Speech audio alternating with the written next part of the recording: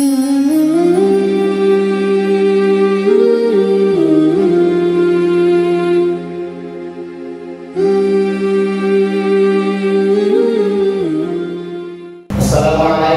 warahmatullahi wabarakatuh.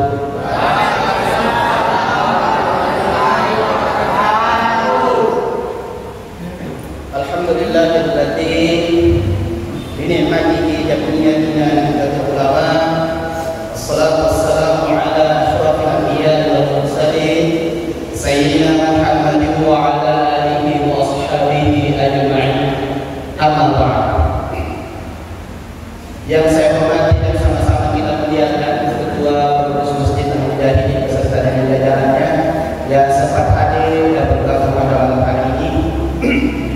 Yang saya hormati pula ketua saya dan tokoh agama, tokoh masyarakat, tokoh pemuda yang sempat hadir, juga tokoh kepada saudara-saudaraku, sahabat-sahabat sekalian, adik-adikku, para pelajar masjid sedesa Palembang yang sempat hadir. Bapak Ibu sekalian jamaah masjid Al-Mujahidin yang setia menjadi jamaah tetap masjid ini, yang saya doakan semuanya semoga berkati oleh Allah. Ya, wabil khusus kepada guru kita semua, Ketua Lembaga Dakwah Nahdlatul Ulama, Ustaz Andi Al-Mayani Al-Rifani, yang alhamdulillah beliau ini betul-betul tidak kenal dalam. Kalau saya mungkin persoalan dakwah biasanya silakan. Kalau beliau ini gaspu ambarata.com, bayangkan baru-baru tiba dari baju, kurang hanya ganti baju, kemudian lanjut di sini mengurus dakwah. Sebentar lagi itu lanjut lagi. Pokoknya begitu terus dakwah sampai mati, karena memang kita ini sudah diberi amanah oleh Allah untuk berdakwah di jalan Allah, mengingatkan mereka para manusia yang lalai, yang menyimpang dari ajaran-ajaran agama. Takbir, Bapak Ibu. Alhamdulillah, pengajian ini Bapak Ibu sekalian selalu saya pantau di guru dan selalu saya menyaksikan. Saya selalu ikuti live-nya. Alhamdulillah, di desa kita ini sukses dalam kegiatan program dakwah rutin setiap bulan dari masjid ke masjid yang dilakukan oleh para remaja sedesa Palembang. Tentunya ini tidak lepas dari pembinaan yang kita semua Ustaz Andi Al-Mayani. Maka dari itu apa yang saya hormati, suatu kesyukuran ini desa Palembang karena memiliki sosok seperti beliau. Ya, sosok seperti beliau, guru kita Andi Al-Mayani. Saya amanatkan kepada anak-anakku, kepada generasi muda desa Palembang, tolong jaga baik-baik guru kita ini, ya. Karena di Bulukumba ini ada banyak desa, tapi kurang sekali ada desa yang memiliki seorang dai, seorang ulama seperti beliau. Jaga baik-baik. Apapun beliau arahkan, apapun beliau perintahkan, segera kita ikuti. Karena ketika beliau memberikan mandat, insya Allah itu akan menjadi ibadah di sisi kita. Ya, karena beliau pasti segalanya hanya dakwah, tidak mungkin beliau mengajak itu sesuatu hal yang tidak baik untuk agama kita. Begitu pula tidak lupa saya ajak kepada seluruh hadirin untuk kirimkan salawat dan salam. Alhamdulillah tadi salawat yang kita baca itu salah satu salawat kepada baginda Rasulullah SAW. Sebenarnya ada banyak versi salawat, tetapi kalau kita berdasarkan pada hadis Rasulullah SAW, yang mana salawat sebenarnya itu yang kita baca pada tahiyat, yang kita baca tahiyat itu bukan tahiyat keluar, itu adalah salah satu baca salawat yang sempurna. Lalu apa boleh kita membaca salawat versi lain? Nah, yang penting intinya dalam salawat itu mendoakan keselamatan dan salawat kepada Nabi Muhammad SAW. Ya. Tapi kalau kita menginginkan kepada apa yang diajarkan oleh Rasulullah, maka salawat yang sempurna adalah yang kita baca pada tahiyat. Nah, kalau ada yang tidak hafal tahiyat di sini kita tahu salawat. Ada pernah calon jamaahnya yang kami bina, masa salawat tidak ada hafal. Saya suruh coba ibu baca salawat. Ada nama baca Pak, maksudnya salawat kita dia salawat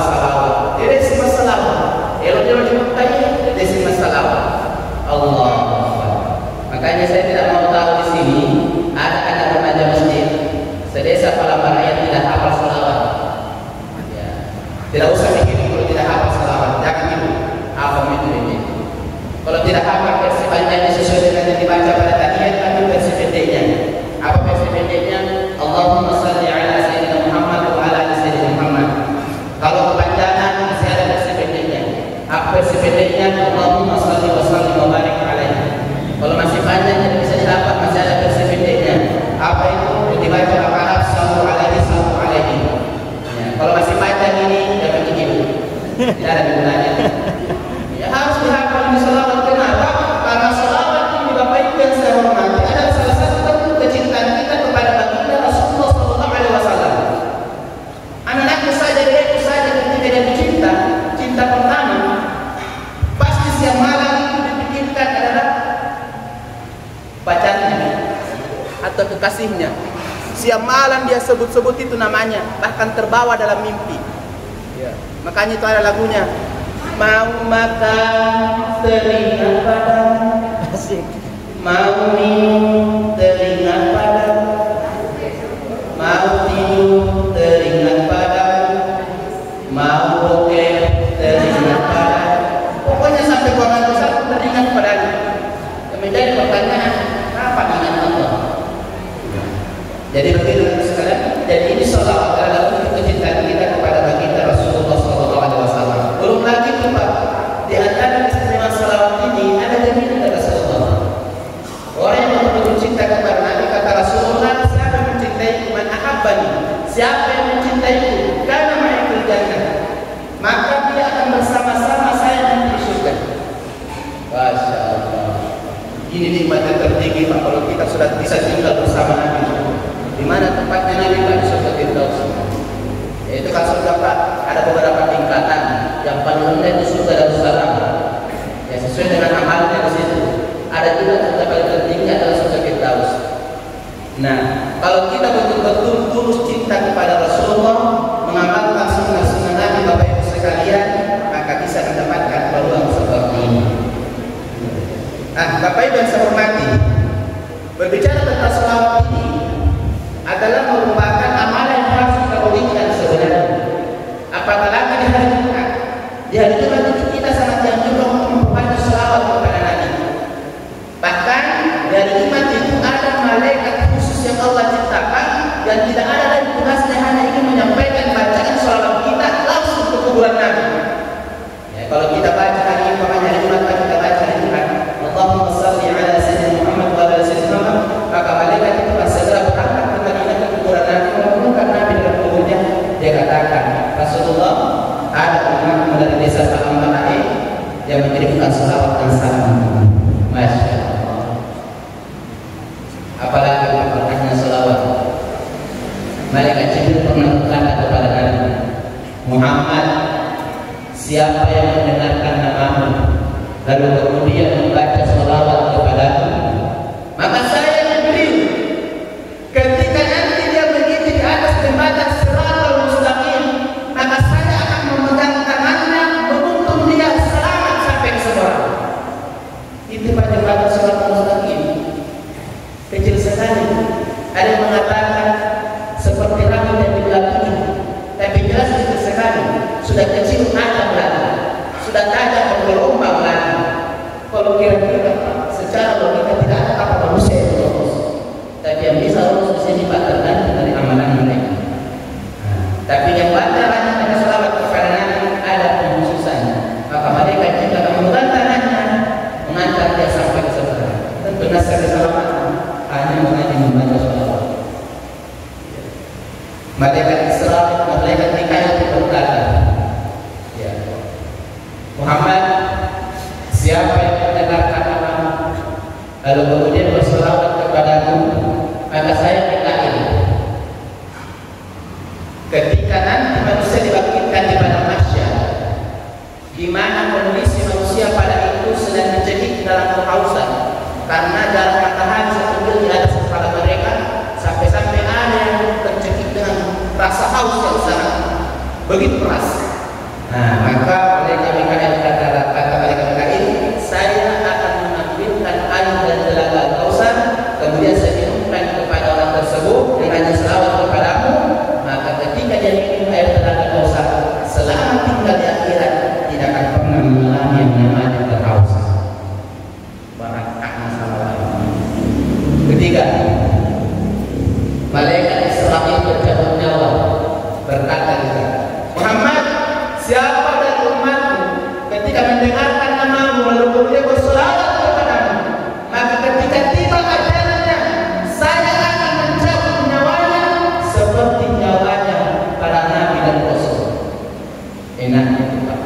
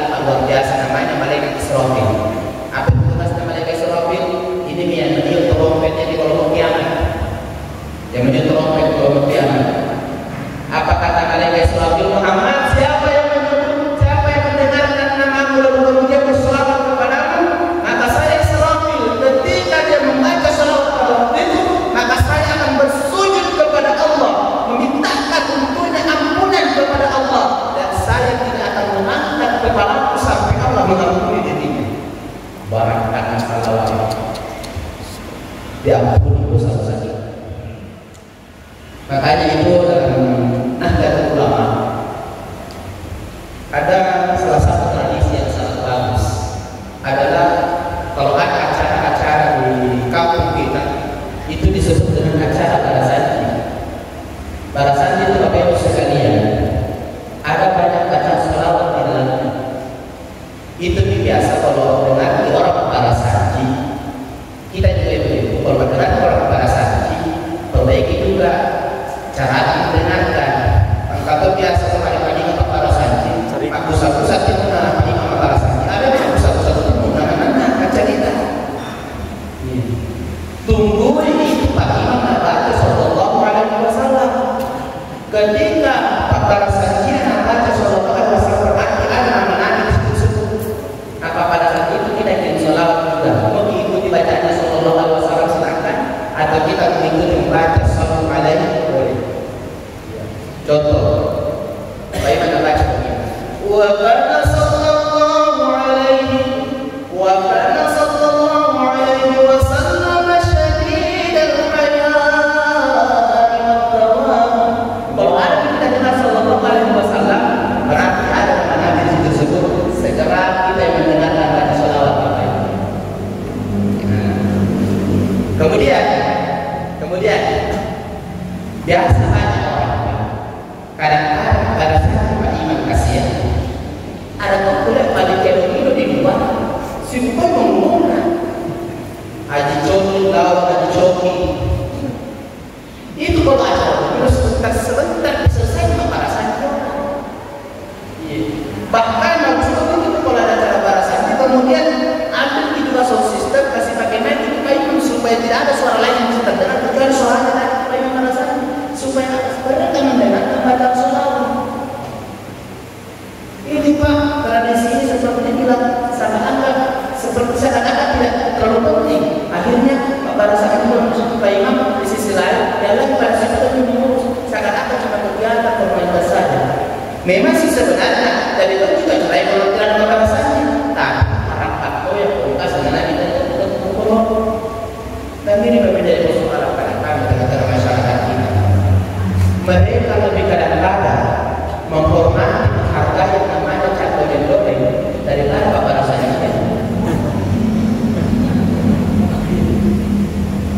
Kalau catur dan dodeng Pak, bayangkan disewa sampai 15 juta. Alasannya dari apa? Supaya ramai acara Ustaz, banyak datang menonton. Bayangkan 15 juta. Maka pantas bila berkat acara nikahnya telung bulan 5 bulan kurang ada siapa anaknya bisa kasih makanya sih ada itu barangkali tak dosa mereka tapi kok gak ada dosa Bapak Ibu sekalian kamu pokoknya nanti takkin kalau kita buat batu ini tapi kok gak ada dosa apa diwajib 10 juta dosa diwajib 10 juta luar biasa ini dong Pak barasanji 5 jam. Allah pulang bayi mana sudah sampai tidak tapi di pulang barasanji nanti pagi nanti baca bilang istrinya bilang suaminya alhamdulillah kamu penting maka dah bilang alhamdulillah kamu tak banyak tanya kalau mereka suruh kamu mendai kalau mau naik waktu tadi dilawan sama bilang beli bensin kena belikan saya akan istrinya kena 10 melihat kalau kena belikan saya akan minta 10 jadi total dengan saya ada pengeluaran tarif dia kena 10 saran 15 jadi saya akan masuk kata dengan cara jadi saya akan kontak 21 kau diundi kita minta 25 nggak tanya enggak dikumpulkan sama barasanji jadi terlalu barangkali dia menulis barasanji suruh tahu barasanji jadi maka pantas sekarang barasanji saling tolong-tolongan tidak ada yang remaja-remaja seperti belajar barasanji. Kenapa? Karena banyak masyarakat tidak tahu memuliakan yang namanya ahli agama. Saya partai saja dengan barasanji tua-tua aja ujung di bola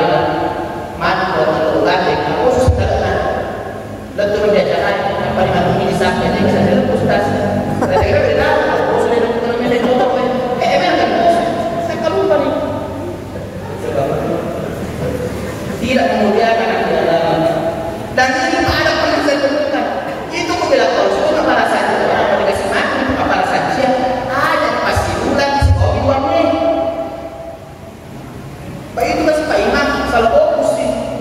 Pertanyaan dia tuh yang opa dia opa tuh yang saya di ulang dua uangnya Pak Imam nih. Nah Pak Jom pasti lain tuh kalau mengambil. Nah artinya begini apa? Bagaimana kita bisa memuliakan namanya agama? Ya, karena kita memuliakan pakti agama dan pakti agama sama dengan memuliakan agama Allah Subhanahu wa taala karena mereka sebenarnya para wali Allah. Walaupun mereka sebenarnya tidak meminta untuk dimuliakan, tapi kita yang mengerti bagaimana memuliakan pakti agama. Nah, jadi Bapak Ibu sekalian yang mudah-mudahan ini bagi kita termasuk orang yang mencintai sholawat, sering membaca sholawat dan Rasulullah tidak kira untuk kita sebagai umat. Nah, kemudian orang yang cinta kepada Rasulullah Bapak Ibu sekalian itu bukan hanya sekedar cinta. Cinta itu adalah pembuktian. Cinta itu pembuktian. Jangan cuma di mulut saja. Sama dengan ini adalah remaja. Sebab kalau ada remaja di sini, ada remaja di sini sudah mulai kena namanya jatuh cinta. Jangan baca kata-kata. Kalau betul-betul sudah cinta, maka buktikan rasa cinta itu yang lama. Langsung lama. Jangan cuma digantung tidak jelas. Tahun depan pulang lagi, sampai tahun depan, tahun depan lagi, sampai tahun depan, sampai 10 tahun terus. Akhirnya ditinggal sama temannya. Baru hati sebagai undangan, sudah jalan pulang. Imam temu, timbal lagi. Jadi cinta itu pembuktian. Kalau kita sudah mengaku cinta, maka buktikan rasa cinta ini. Nah, ketika kita cinta kepada Rasulullah, bagaimana cara kita membuktikannya? Dengan mengikuti sunnah-sunnah Rasulullah Sallallahu Alaihi Wasallam. Kalau kita tidak bisa mengikuti seluruh amal sunnah Nabi, ya ada beberapa amalan yang bisa kita ikuti, yang bisa kita amalkan Pak, dari sunnah-sunnah yang diajarkan oleh Rasulullah Sallallahu Alaihi Wasallam. Ada hebatnya amal sunnah yang Bapak Ibu yang saya hormati, itu bisa mendekatkan kita kepada Allah Subhanahu Wa Taala. Nah, apa yang antara amal sunnah itu Bapak Ibu sekalian? Yang pertama adalah bagaimana kita ini dari umat Rasulullah SAW yang harus kita amalkan, yang bisa mendekatkan kita juga kepada Allah adalah ini, yang namanya salat sunnah tahajud. Ada dari remaja remaja. Dalam sesekali ini saya bertanya kita sepekan ini berapa kali kita haji? Tidak pernah sama sekali. Jadi apa yang dijawab kalau begitu? Oke. Itulah kenapa Rasulullah SAW mengajarkan kita kalau sudah sholat bisa nanti ada di ketiak, tapi tidur lebih cepat supaya bisa nanti lebih kuat untuk bangun sholat tahajud. Itu Rasulullah kalau biasanya tidak ada kegiatan, tidak ada usaha umat, itu Nabi cepat tidur kalau sholat isya Pak. Ya. Tapi kalau ada acara rapat musyawarah umat, orang biasa Nabi berbuat dari hasil musyawarah. Kenapa? Supaya Nabi tidak tinggal yang namanya salat sunnah tahajud. Ini salat sunnah tahajud Bapak Ibu sekalian. Ini akan menjadi pelita dalam kubur kita. Dan di kubur yang pertama. Bayangkan saya ke dalam kamar kita. Nama dalam kubur yang pertama. Bagaimana kalau dalam kubur Pak? Di kubur digali dalam sedalam 1,5 meter atau 2 meter. Lalu kemudian di kursi calori kaceran, kemudian ditutup si bakal, sekali tutup bakal, ditimbul lagi tanah. Apa jadi bisa terlibat anak itu kalau kira-kira pertama. Apa menjadi cahaya di sini Pak? Adalah sholat sunnah tahajud kita.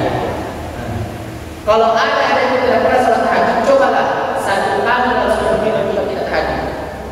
Yang penting itu aku sekali dalam seumur hidup haji itu. Tapi aku tidak punya, tapi laku tidak wah. Ketika kita haji juga, terangkan di kuburan saya kalau saat kita haji kita selama seumur hidup itu kita terangkan pun tidak tidak wajib. Tapi coba bayangkan Pak, kalau tiap malam kita haji, maka kira-kira coba berbicara tentang tahajud Ustaz, itu kapan sebenarnya afdalnya? Afdalnya itu Bapak Ibu sekalian adalah seperti 3 malam. Apakah harus tidur atau tidak? Ya, kalau umpamanya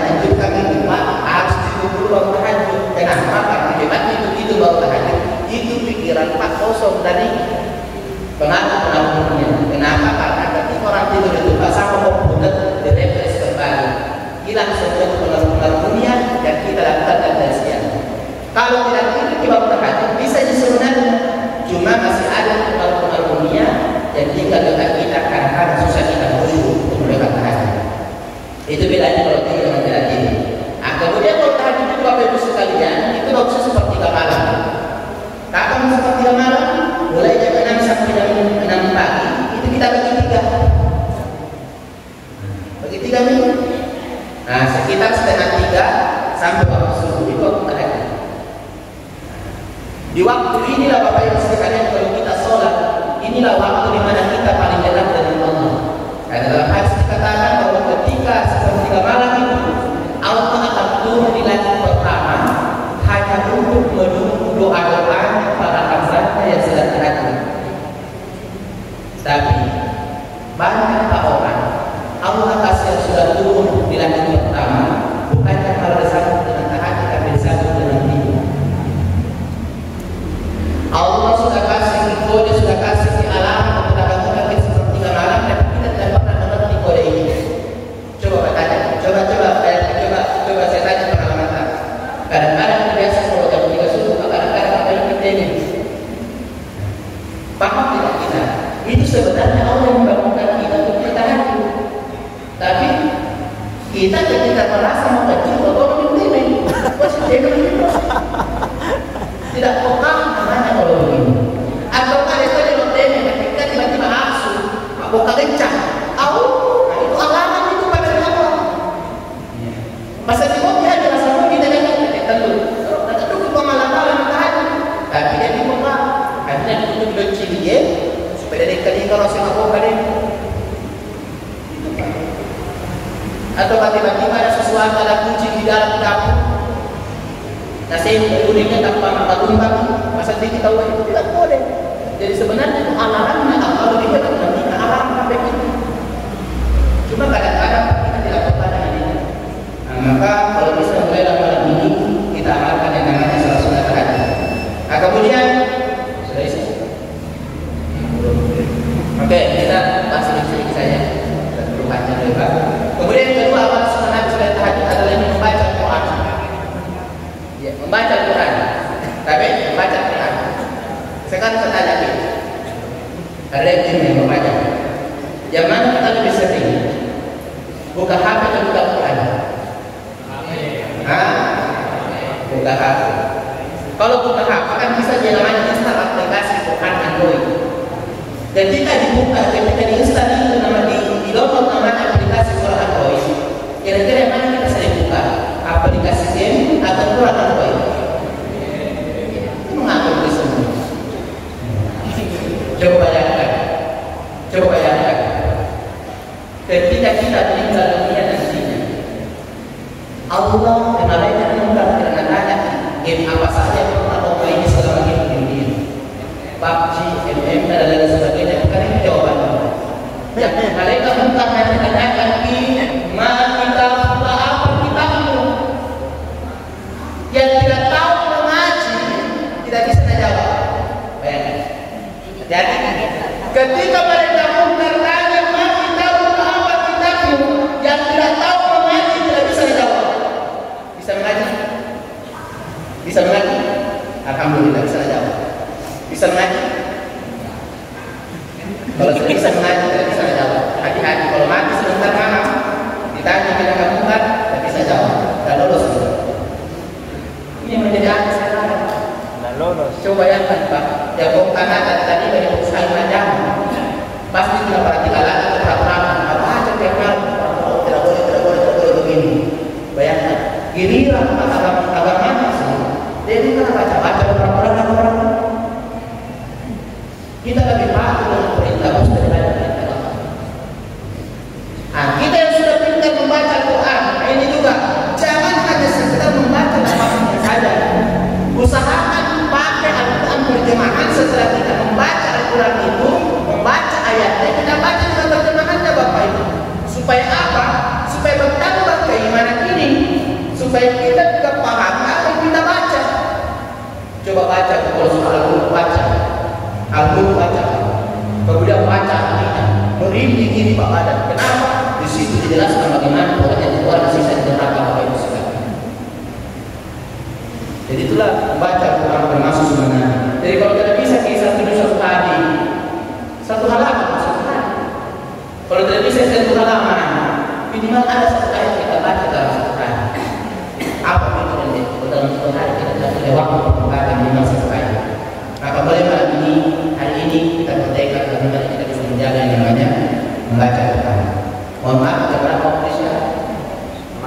Ya, ya masuk nih, sudah masuk. Oh iya, baik. Ya, oh ada sedikit berbisa, sedikit berpenafsiran. Jadi inilah yang termasuk salah satu Nabi yang harus juga kita jaga. Mudah-mudahan ini bisa menjadi asbab ya Rasulullah SAW bisa membangun kita yang bisa jadi umatnya nanti di akhirat. Ada beberapa amalan lagi sebenarnya yang ingin kita sampaikan karena kita dibatasi oleh waktu. Insya Allah semoga dari kesempatan kita bisa bertemu lagi untuk bisa membahas amalan sunnah apa yang paling mampu juga bisa mendekatkan kita kepada Allah Subhanahu wa Ta'ala. Jadi Bapak Ibu sekalian, sebagai ending atau nasihat terakhir kepada seluruh yang hadir, tapi kita sekarang Bapak Ibu sekalian sudah memasuki akhir zaman. Banyak saudara-saudara se-Islam kita yang sudah mulai kehilangan idola yang baik. Kita sebenarnya orang Islam ini, kita sudah punya idola sebenarnya. Idola kita itu adalah Rasulullah SAW. Tapi coba kita lihat sekarang, banyak orang yang mengidolakan Nabi. Yang mereka idolakan adalah hanya artis-artis Korea. Yang mereka idolakan hanya para artis yang ada di TV. Yang mereka idolakan hanya sekedar hanya para YouTubers yang tidak jelas. Coba kalau idola di sana ada banyak, kita susah diarmayani, kita subscribe, like, share, kita pun juga dapat pahala. Tapi kalau umpamanya itu tidak jelas, yang hanya sekedar YouTubers yang cuma makan-makan nih, cuma meja-meja tidak jelas, apa bisa kita dapat? Sisa umur yang Allah berikan kepada kita yang bagaimana kita bisa memanfaatkan secara baik. Jangan pernah lalaikan setiap detik pun tanpa ada ibadah sisi Allah Subhanahu wa Ta'ala. Jadi tidak sekedar nasihat, semoga manfaatnya dan berkah kepada kita semua. Mudah-mudahan kita yang hadir pada pengajian hari ini senantiasa diberi hidayah oleh Allah Subhanahu wa Ta'ala, dirahmati oleh Allah Subhanahu wa Ta'ala, dan semoga Allah memberkahi kehidupan kita Bapak Ibu sekalian. Demikian,